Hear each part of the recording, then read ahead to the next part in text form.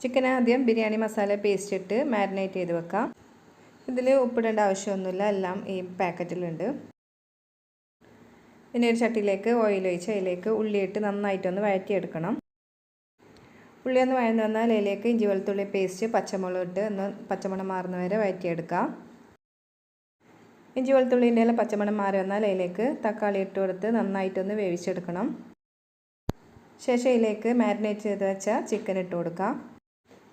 Chicken നന്നായിട്ടൊന്ന് mix ചെയ്ത് കൊടുക്കണം. കുറച്ച് വെള്ളം കൂടി ഒഴിച്ച് കൊടുക്കുക. ഇതൊന്ന് നന്നായിട്ട് വേവിച്ചെടുക്കാം. ചിക്കൻ നന്നായി വെന്ത് വരുമ്പോൾ അതിലേക്ക് കുരുമുളക് പൊടി ഗരം മസാലപ്പൊടി ചേർത്ത് നന്നായി മിക്സ് ചെയ്തതിന് ശേഷം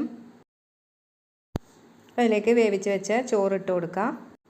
ചോറിന് മുകളിൽ കുറച്ച് ഗരം മസാല, മല്ലിയില, കുറച്ച് നെയ്യ് ഒഴിച്ച് ഇതൊന്ന് മൂടി 10 മിനിറ്റ് ദം ചെയ്തെടുക്കാം. നല്ല easy chicken biryani ready. Must try.